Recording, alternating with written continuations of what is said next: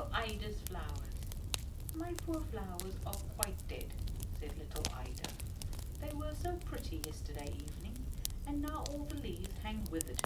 Why do they do that? She asked the student, who sat on the sofa, for she liked him very much. He knew the prettiest stories and could cut out the most amusing pictures, hearts with little ladies in them who danced, flowers and great castles in which one could open the doors. He was a merry student. Why do all the flowers look so faded today? She asked again and showed him a whole bouquet, which was quite withered. Do you know what's the matter with them? Said the student. The flowers have been at a ball last night, and that's why they hang their heads. But flowers cannot dance, cried little Ida. Oh yes, said the student. When it grows dark and we are asleep, they jump about merrily. Almost every night they have a ball. Can no children go to this ball? Yes, said the student. Quite little daisies and lilies of the valley. Where do the most beautiful flowers dance? Asked little Ida. Have you not been outside the town gate, by the great castle where the king lives in summer, and where the beautiful garden is, with all the flowers? You have seen the swans which can swim up to you when they want to give them breadcrumbs. There are capital balls there, believe me. I was out there in the garden yesterday with my mother, said Ida, but all the leaves were off the trees and there was not one flower left. Where are they? In the summer I saw so many. They are within the castle, replied the student. You must know, as soon as the king and all the court go to town, the flowers run out of the garden into the castle and are merry. You should see that. The two most beautiful roses seat themselves on the throne, and then there are king and queen. All the red coxcombs arrange themselves on either side and stand and bow, and they are the chamberlains. Then all the pretty flowers come, and there is a great ball. The blue violets represent little naval cadets. They dance with hyacinths and crocuses, which they call young ladies. The tulips and the tiger lilies are old ladies, which keep watching that the dancing is well done, and everything goes on with propriety. But, asked little Ida, does nobody do anything to the flowers for dancing in the king's castle? There is nobody who really knows about it, answered the student. Sometimes, certainly, the old steward of the castle comes at night and he has to watch there. He has a great bunch of keys with him, but as soon as the flowers hear the keys rattle, they are quiet, hide behind the long curtains, and only poke their heads out. Then the old steward says, I smell that there are flowers here, but I cannot see them. That is famous, cried little Ida, clapping in her hands. But should not I be able to see the flowers? Yes, said the student. Only remember, when you go out again, to peep through the window, then you will see them. That is what I did today. There is a long yellow lily lying on the sofa and stretching herself. Imagine herself to be a court lady. Can the flowers out of the botanical centre get there? Can they go the long distance? Yes, certainly, replied the student, if they can fly. Have you not seen beautiful butterflies, red, yellow and white? They almost look like flowers, and that is what they have been. They have flown off their stalks high into the sky, and have beaten it with their leaves, as if the leaves were little wings, and thus they flew. And because they behaved themselves, they got leave to fly about in the daytime too, and were not obliged to go home again and sit still upon their stalks. And thus at last the leaves became real wings, that you have seen yourself. It may be, however, that the flowers in the botanical garden have never been in the king's castle, or that they don't know of the merry proceedings there at night. Therefore I will tell you something. You will be very much surprised, the botanical professor who lives close by. You know him, do you not? When you come into the garden, you must tell one of the flowers that there is a great ball yonder in the castle. Then that flower will tell it to all the rest, and they will fly away. And if the professor comes out into the garden, there will be not a single flower left, and you won't be able to make out where they're gone. But how can one flower tell it to another? for you know flowers cannot speak. That they cannot, certainly, replied the student, but then they make signs. Have you not noticed that when the wind blows a little, the flowers nod at one another and move all their green leaves?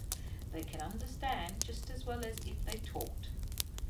Can the professor understand these signs? Asked Ida. Yes, certainly. He came one morning into his garden and saw a great stinging nettle standing there, making signs to a beautiful carnation with its leaves. It was saying, "You are so pretty, and I love you very much." But the professor does not like that kind of thing, and he directly slapped the stinging nettle upon its leaves, for those are its fingers. But he stung himself, and since then he has not dared to touch a stinging nettle. That's very funny, cried little Ida, and she laughed. How can anyone put such notion into a child's head? Said the tiresome privy councillor, who had come to pay a visit and was sitting upon the sofa. He did not like the student, and always grumbled when he saw him cutting out the funny, comical pictures. Sometimes a man hanging on a gibbet and holding a heart in his hand, to show that he stole hearts. Sometimes an old witch riding on a broom and carrying her husband on the nose. The councillor could not bear this, and then he said, as he did just now, how can anyone put such notions into a child's head? Those are stupid fancies. But to little Ida, what the student told her about flowers seemed very entertaining, and she thought about it. The flowers hung their heads, for they were tired because they danced all night. They were certainly ill.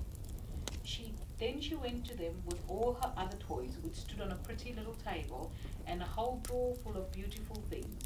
In the doll's bed lay her doll Sophie, asleep.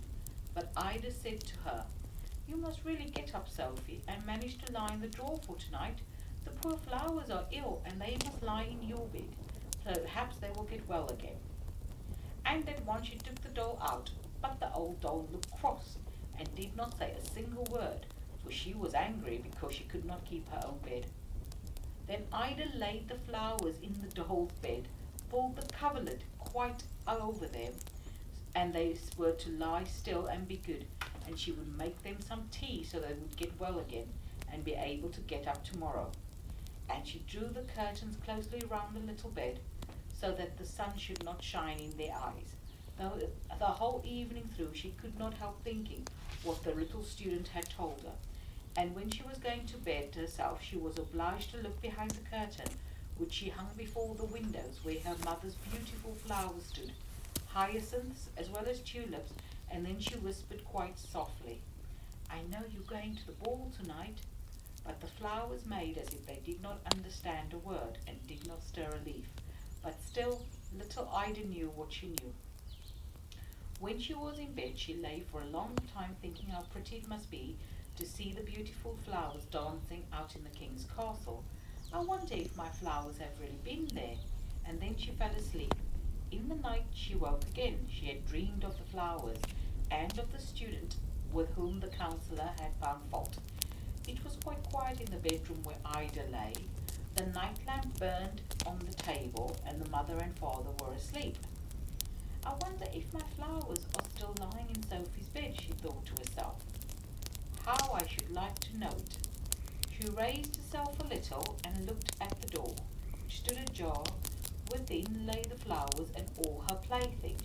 She listened, and then it seemed to her as if she heard someone playing on the piano in the next room, but quite softly and prettily as she has never heard it before. Now all the flowers are certainly dancing in there, thought she. Oh, how much I should like to see it. She dared not get up, for that would have disturbed mother and father. If only they would come in, thought she. But the flowers did not come, and the music continued to play beautifully. Then she could not bear it any longer, for it was too pretty.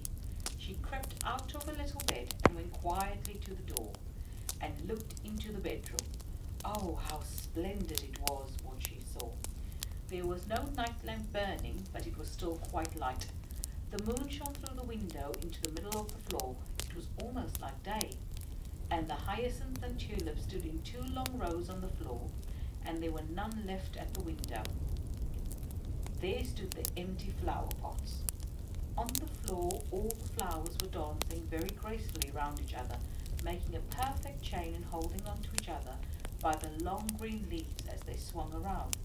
But at the piano sat a great yellow lily, for which little Ida had certainly seen in summer, for she remembered how the student had said, "How like that one is to Miss Lena." Then he had laughed at by all, but now it seemed really little Ida, as if the long yellow flower looked like the young lady. It had her manners in playing, sometimes bending its long yellow face to one side, sometimes to the other, and nodding in tune to the charming music. No one noticed little Ida. Then she saw a great blue crocus hop into the middle of the table, where the toys stood, go up to the doll's bed, pull the curtains aside. There lay the 6 flowers. But they got up directly and nodded to the others to say they wanted to dance too. The old chimney sweep doll, whose underlip was broken off, stood up, bowed to the pretty flowers.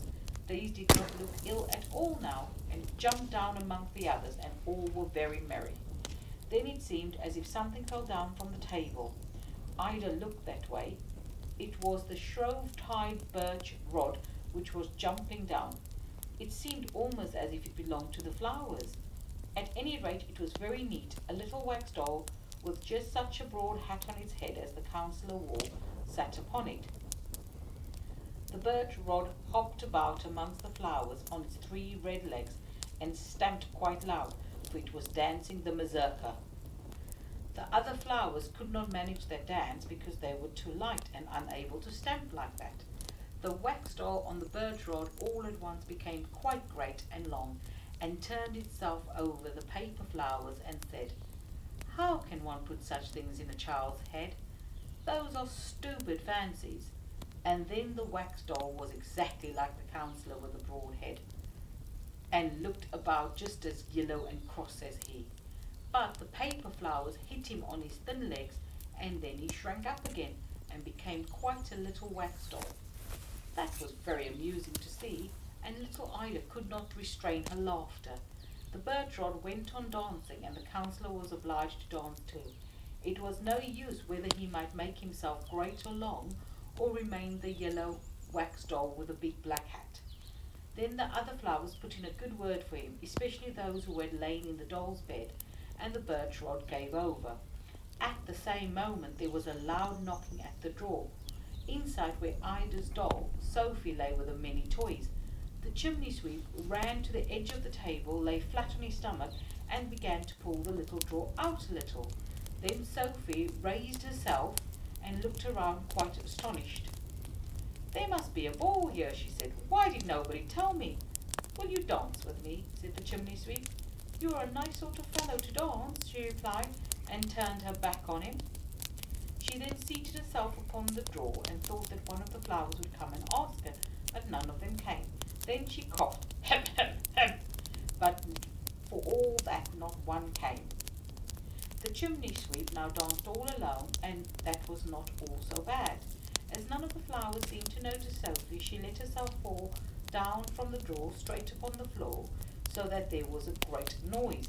The flowers now all came running to ask if she had hurt herself, but they were all very polite to her, especially the flowers that had lain in her bed. But she had not hurt herself at all, and Ida's flowers all thanked her for the nice bed. They were kind to her and took her into the middle of the floor, where the moon shone, and danced with her, and all the other flowers formed a circle round her. Now Sophie was glad and said they might keep her bed, for she did not at all mind lying in the drawer. But the flowers said, "We thank you heartily, but we cannot live too long. Tomorrow we shall be quite dead. But tell little Ida she is to bury us out in the garden, where the canary lies, and we will wake up again in the summer and be far more beautiful." "No, you must not die," said Sophie, and she kissed the flowers. At that moment the door opened, and a great number of splendid flowers came dancing in. Ida could not imagine from whence they came. "These must certainly be all the flowers from the king's castle yonder." First of all came 2 glorious roses, and they had little gold crowns on, for they were the king and queen. Then came the prettiest stocks and carnations, and they bowed in all directions. They had music with them. Great poppies and peonies blew upon pea pods till they were quite red in the face. The blue hyacinths and the little white snowdrops rang as if they had bells on them. That was wonderful music. Then came many other flowers, and they danced all together. The blue violets, pink primroses, daisies, and lilies of the valley, and all the flowers kissed one another. It was beautiful to look at. At last the flowers wished each other good night. Then little Ida too crept to bed, where she dreamed of all she had seen. When she rose the next morning, she quickly went to the little table to see if the flowers were still there. She drew aside the curtains of her little bed, and there they all were, but they were quite faded, far more than yesterday. Sophie was lying in the drawer where Ida had laid her, and she looked very sleepy. "Do you remember what you were to say to me?" asked little Ida. But Sophie looked quite stupid and did not say a word. "You are not good at all," said Ida, "and yet they all danced with you." She then took a little paper box on which were painted beautiful birds, opened it, and laid the dead flowers in it. "That shall be your pretty coffin. And then, when my Norwegian cousins come and visit me, by and by, they shall help me bury you outside in the garden, so that you may grow again in summer and become more beautiful than ever." The Norwegian cousins were two smart boys. Their names were Jonas and Adolf. Their father had given them two new crossbows that they had brought with them to show Ida. She told them about the poor flowers which had died, and then they got leave to bury them. The two boys went first with their crossbows on their shoulders, and little Ida followed with the dead flowers in the pretty box. Out in the garden, a little grave she dug. Ida kissed the flowers and then laid them in the earth in the box, and Adolf and Jonas shot with their crossbows over the grave, for they had neither guns nor cannons.